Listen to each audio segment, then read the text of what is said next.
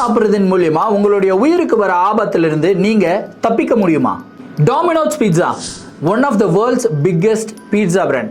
அந்த டாமினோஸ் பீட்சாவுக்கு நிறைய ரெகுலர் கஸ்டமர் இருப்பாங்க. ஆனால் ஒரு கஸ்டமர் ஒருத்தர் ரொம்பவும் ஸ்பெஷல். கடந்த 7 வருடங்களா ஒரு நாள் கூட அவர் அந்த டாமினோஸ் பீட்சாவை சாப்பிடாம இருந்ததே கிடையாதுங்க. அப்படி ரெகுலராக வந்த கஸ்டமர் அப்படின்னா கண்டிப்பாக கடையில் இருக்கிறவங்க எல்லாருக்குமே ஒரு நல்ல ரிலேஷன்ஷிப் பாண்ட் உருவாயிருக்கும் இல்லையா? அந்த மாதிரி தான் அந்த கஸ்டமர் கூட ஒரு நல்ல பாண்ட் உருவாயிடுச்சு. அவர் திடீர்னு ஒரு நாள் அந்த கடைக்கு வரல. சரி, ஏதோ ஒன்று மிஸ் ஆகிருக்கும், எங்கேயோ மாட்டியிருப்பாரு அப்படின்னு சொல்லி விடுறாங்க.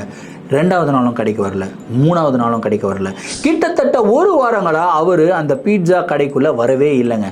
இப்போது அந்த பீட்சா கடையில் ஒர்க் பண்ணுற மேனேஜர் இருக்கார் இல்லையா, அவருக்கு கொஞ்சம் லைட்டாக ஃபீல் ஆகுது. என்ன ஒரு வேளை நம்ம சர்வீஸ் ஒழுங்காக கொடுக்கலையோ, இல்லை ஏதோ பிரச்சனை ஆகிடுச்சோ, ஏன் இவர் வரலை அப்படின்னு சொல்லிட்டு இவர் என்ன பண்ணுறாருன்னா, கூட ஒர்க் பண்ணுற ஸ்டாஃப் இருப்பாங்க இல்லையா, அவங்கள அவருடைய வீட்டுக்கு போய் பார்க்க சொல்லியிருக்காரு.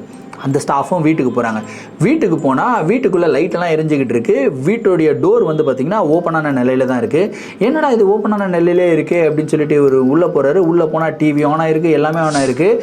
அந்த கஸ்டமர் பார்த்திங்கன்னா சோஃபாவில் மயக்கமான நிலையில் படுத்து கிடக்குறாருங்க. அவர்னால நகரம் கூட முடியல அப்படின்னு சொல்லலாம். அந்த மாதிரி ஒரு நிலைமையில தான் அவர் படுத்திருக்காரு. ஐயோ என்ன ஆச்சு அப்படின்னு சொல்லி பதறி போன அந்த ஒர்க்கர் உடனடியாக ஆம்புலன்ஸ்க்கு கால் பண்ணுறாரு. அவங்க வராங்க. வந்துட்டு அவரை ரெஸ்கியூ பண்ணி எடுத்துன்னு போய் ஹாஸ்பிட்டலே அட்மிட் பண்ணுறாங்க. ஹாஸ்பிட்டல் அட்மிட் பண்ணி அவரை உயிர் பிழைக்கவும் வைக்கிறாங்க. ஸோ கடந்த 1 வாரங்களாக அவருக்கு பயங்கரமாக உடம்பு சரியில்லாமல் இருந்திருக்கு. அவரால் எழுந்து போய் கூட ஒரு ஃபோன் கால் பண்ண முடியல. இந்த மாதிரி ஒரு நிலைமையில தான் இருக்காரு.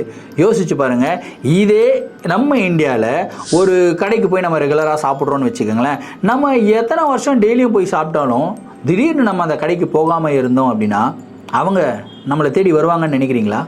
நீங்கள் என்ன நினைக்கிறீங்க அப்படின்றத கமெண்ட்டில் சொல்லுங்கள். வீடியோ உங்களுக்கு பிடிச்சிருந்தா நண்பர்களுக்கு ஷேர் பண்ணுங்கள். குறிப்பாக பீட்சா சாப்பிட்ற நண்பர்களுக்கு ஷேர் பண்ணி விட்டுடுங்க.